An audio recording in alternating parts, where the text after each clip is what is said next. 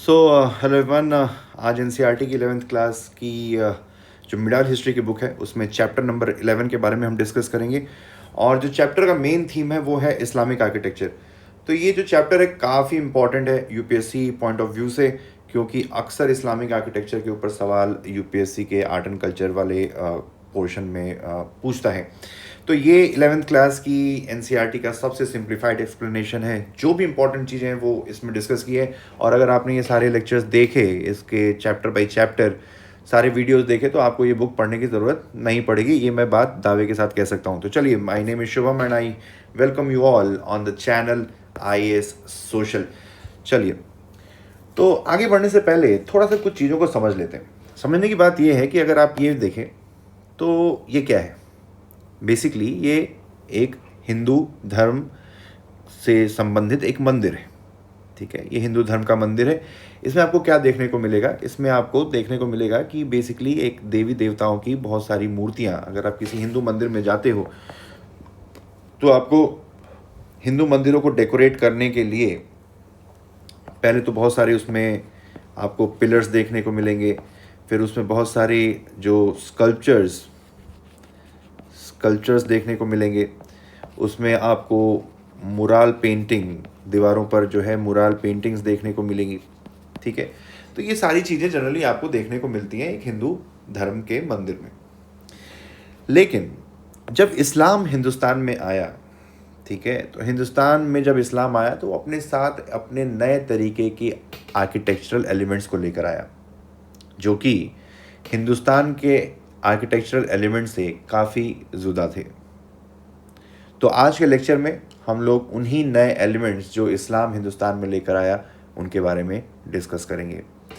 ठीक है, तो इस्लामिक आर्किटेक्चर को अगर आप देखो तो उनको हम दो पार्ट में डिवाइड कर सकते हैं। एक हो गया आपका डेकोरेटिव एलिमेंट्स, यानी कि किसी बिल्डिंग को सजाने के लिए उन्होंने क्या क्या चीज़ें लेकर आए। और दूसरा हो गया फंक्शनल एलिमेंट्स, कि जिसका कुछ फंक्शनल पर्पस था। डेकोरेटिव का पर्पस था कि ब्यूटी जोड़ना, इनका पर्पस था ब्यूटी को इन्हेंस करना। और फंक्शनल का था भाई कुछ एक फंक्शन वो प्ले करते थे, जैसे किसी बिल्डिंग को सपोर्ट करने का काम करते थे, या क्या बोलते हैं, या उसको ठंडा रखने का काम करते थे, कुछ भी इस टाइप का फंक्शन। तो डेकोरेटिव एलिमेंट्स में हम लोग देखेंगे बेसिकली एराबेस्क क्या होता है। फिर हम देखेंगे कैलीग्राफी। फिर हम पेट्रा ड्यूरा के बारे में देखेंगे। पेट्रा ड्यूरा, जिसको परचीनकारी भी कहा जाता है, जिसको परचीनकारी कहा जाता है। फंक्शनल एलिमेंट्स में अगर आप देखें तो मीनार, डोम, आर्चेज, फिर आपके चारबाग, ठीक है, फिर जाली। तो ये सारे जो एलिमेंट्स हैं ये फंक्शनल एलिमेंट्स हैं। तो इन दो पार्ट में हम लोग इस्लामिक आर्किटेक्चर को समझने की कोशिश करेंगे। तो चलिए, तो अगर आप देखें, ठीक है, अगर आप देखें कि डेकोरेटिव एलिमेंट्स में आपको यहाँ पर कहीं पर भी मूर्तियाँ या कहीं पर भी मुराल पेंटिंग्स या ये सारी चीज़ें देखने को नहीं मिल रही। क्यों? क्योंकि इस्लाम में ऐसा माना जाता है, इस्लाम में एक तो पहली बात तो ये है कि मूर्ति बनाना जो है, बुत परस्ती जिसको बोलते हैं, आइडल वर्शिप या आइडोलेट्री, वो पूरी तरीके से बैन है। ठीक है, पूरी तरीके से बैन है। इस वजह से जो इस्लामिक आर्किटेक्ट्स थे उनके सामने एक बड़ी समस्या थी कि भाई बिल्डिंग तो चलो मान लो बना लेंगे, लेकिन उसको सुंदर कैसे बनाएंगे, डेकोरेट कैसे करेंगे। क्योंकि मूर्ति आप बना नहीं सकते दीवारों पे, पेंटिंग आप बना नहीं सकते दीवारों पे। क्योंकि इस्लाम में ऐसा माना जाता है कि अगर आप किसी लिविंग क्रीचर की मूर्ति या पेंटिंग अगर आप बनाते हैं तो एक तरीके से आप अल्लाह के अथॉरिटी, अल्लाह की पावर को चैलेंज कर रहे हैं। क्योंकि सिर्फ अल्लाह के पास पावर है किसी जीवित वस्तु को प्रोड्यूस करने की। तो कोई इंसान अगर पेंटिंग से भी अगर किसी जीवित वस्तु, किसी क्रीचर को बनाता है, इसका मतलब कि आप अल्लाह के पावर को चैलेंज कर रहे हैं। ठीक है, तो इसी प्रॉब्लम को टैकल करने के लिए इस्लामिक जो आर्किटेक्ट्स थे, उन्होंने, जो इस्लामिक आर्टिस्ट थे, उन्होंने थोड़ा सा एक नायाब तरीका निकाला और उन्होंने एरबेस, कैलीग्राफी और पिटराड्यूरा के माध्यम से अपनी बिल्डिंगों को सुंदर करने का काम किया। तो चलिए देखते हैं। तो भाई पिटराड्यूरा क्या होता है? पिटराड्यूरा अगर आप देखें तो ये वाला जो फोटो है, ये वाला फोटो देखें ध्यान से, तो इस फोटो में आप देख सकते हैं कि एक मार्बल की सरफेस है जिस पे एक छीनी हथौड़ी लेकर एक जो आर्टिस्ट है छोटे छोटे कम गहराई के गड्ढे बना रहा है, फ्लोरल पैटर्न। ठीक है, ऐसे गड्ढे बना रहा है छीनी हथौड़ी से। बाद में इन्हीं गड्ढों के अंदर, इन्हीं डिप्रेशंस के अंदर सेमी प्रेशियस स्टोन्स को इस तरीके से, ये वाला जो देख रहे हैं, ये वाला फोटो, सेमी प्रेशियस स्टोन को इसमें जड़ दिया जाएगा और जिसकी वजह से ये बाद में ऐसा दिखाई देगा, बाद में ये ऐसा दिखाई देगा। ठीक है, तो इसको कहा जाता है पिटराड्यूरा या परचीनकारी। ठीक है, इसको हिंदुस्तान में इंट्रोड्यूस करने का काम किया था जहांगीर ने। जहांगीर के समय से ये हिंदुस्तान में आया। ये एक तरीके से रोमन एम्पायर का ये आर्ट था जिसको इंडिया में इंट्रोड्यूस करने का काम जहांगीर ने किया। दूसरा जो डेकोरेटिव एलिमेंट है वो है आपका कैलीग्राफी। तो कैलीग्राफी में बेसिकली क्या होता है कि कैलीग्राफी में जो कुरान की जो आयतें हैं, जो वर्सेस ऑफ कुरान है, उसको आर्टिस्टिक तरीके से, ये आप जो देख रहे हैं ये पैनल आप देख पा रहे हैं, ये आगरा के ताजमहल के पैनल से एक फ़ोटो उठाया हुआ है और इसमें आप देखेंगे कि कुरान की आयतों को आर्टिस्टिक तरीके से लिखा हुआ है। तो इसको कहा जाता है कैलीग्राफी। ठीक है, इसको कहा जाता है कैलीग्राफी। कैलीग्राफी का जन्म यूँ तो चाइना में हुआ था, लेकिन हिंदुस्तान में लेकर आने का काम इस्लामिक जो इन्वेडर्स थे, जो आक्रमणकारी थे, उन्होंने किया। फिर अगला आता है एराबेस्क।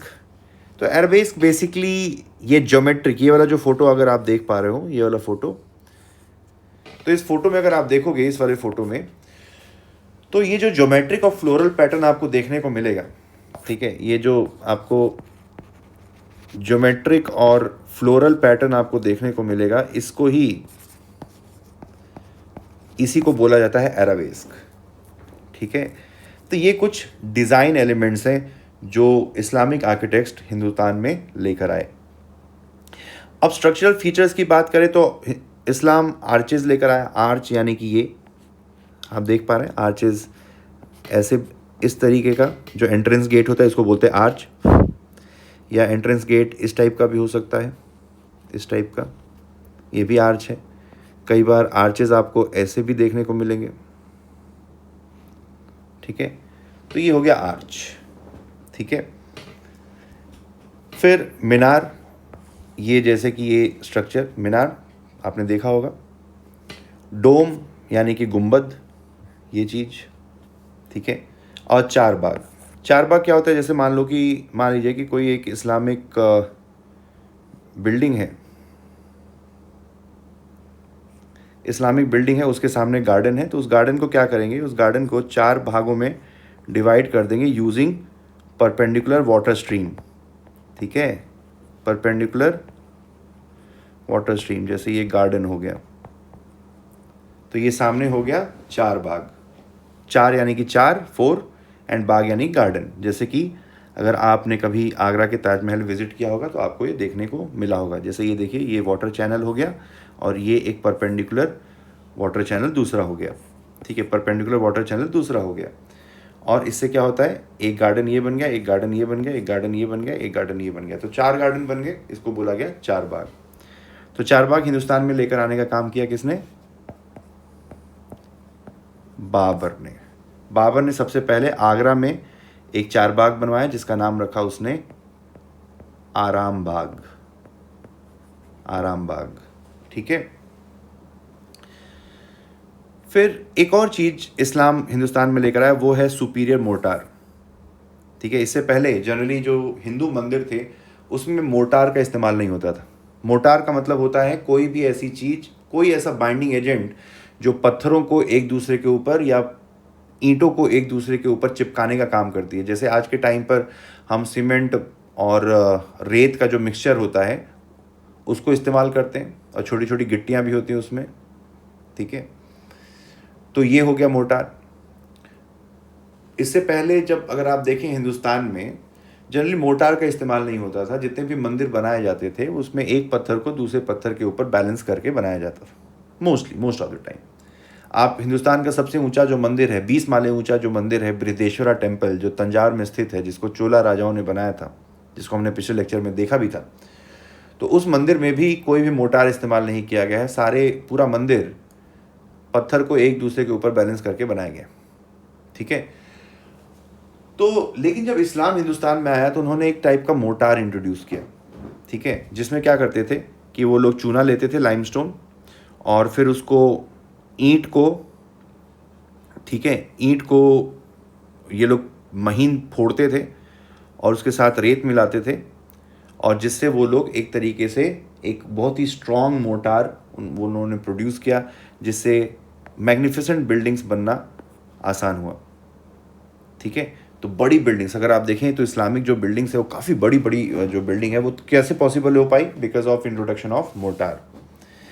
फिर उसके अलावा अब तक जो हिंदुस्तान में जनरली पत्थरों का इस्तेमाल होता था बिल्डिंगों को बनाने के लिए, हिंदुस्तान के मोस्टली जितने भी पुराने मंदिर हैं पत्थरों के बने हुए हैं, पर जब इस्लाम आया तो इस्लाम ने ईंटों का इस्तेमाल को तवज्जो दी, ईंटों का इस्तेमाल होने लगा आर्किटेक्चर बिल्डिंग्स बनाने के लिए, ठीक है।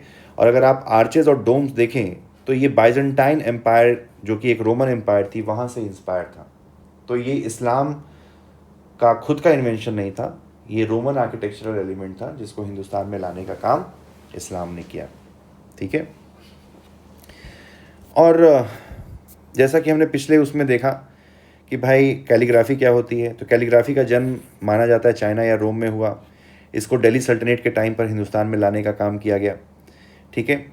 दो तरीके की अगर आप देखें तो दो तरीके की कैलीग्राफी है, एक है नस्तलिक और एक है शिकस्ते।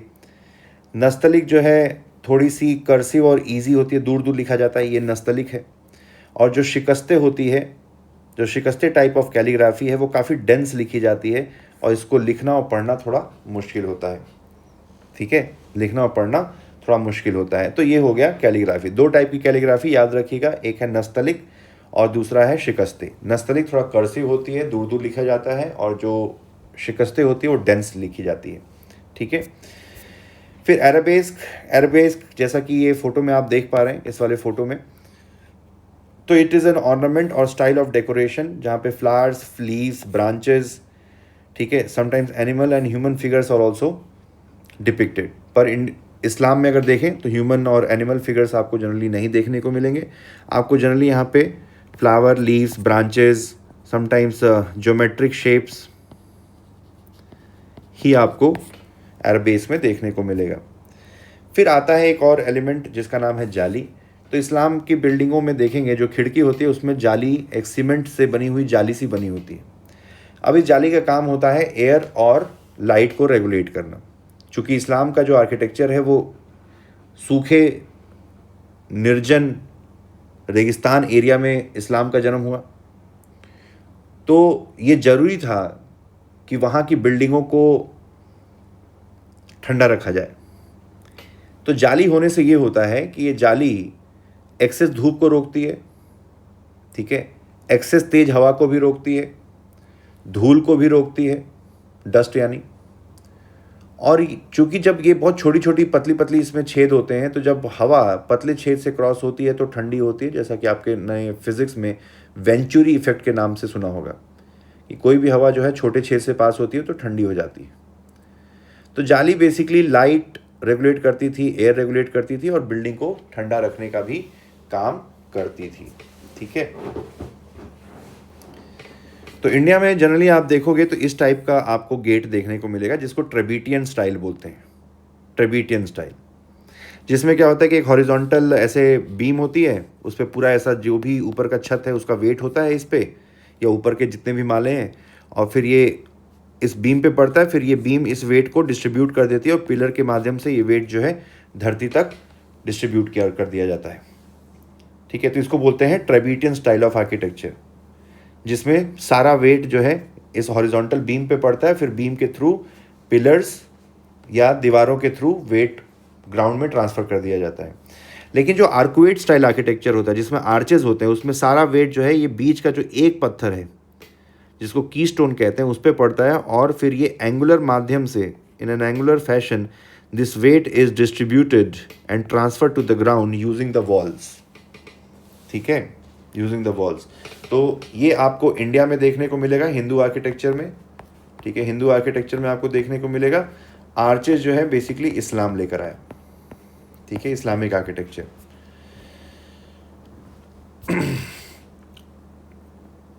फिर हमने पिट्रा ड्यूरा के बारे में भी देखा था, जिसको परचीनकारी कहते हैं, जिसका जन्म इटली में हुआ। जहांगीर के टाइम पर इसको इंट्रोड्यूस किया गया और शाहजहां ने इसको और ज़्यादा पॉपुलराइज किया।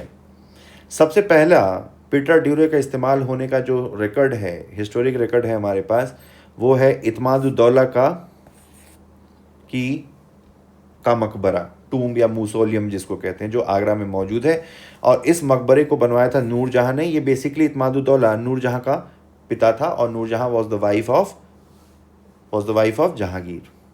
तो जहांगीर की बीवी का नाम था नूरजहां, जिसको पदशाह बेगम भी कहते थे। और उसने अपने पिता इत्मादुद्दौला के लिए आगरा में उनका मकबरा बनाया, जिसमें पहली बार आपको पिट्रा ड्यूरा का इस्तेमाल देखने को मिलेगा।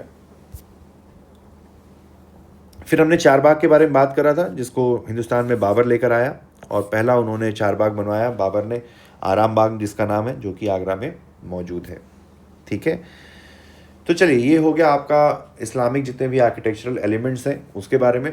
अगले लेक्चर में हम लोग डायनेस्टी वाइज कि स्लेव डायनेस्टी में क्या क्या बना, फिर खलजी में क्या बना, तुगलक में क्या बना, लोदीज के टाइम पर क्या बना, तो डायनेस्टी वाइज क्या क्या अलग अलग रूलर्स ने किस टाइप का एलिमेंट इंट्रोड्यूस किया, वो हम अगले लेक्चर में देखेंगे। ठीक है, तो thanks for watching, have a nice day, all the best.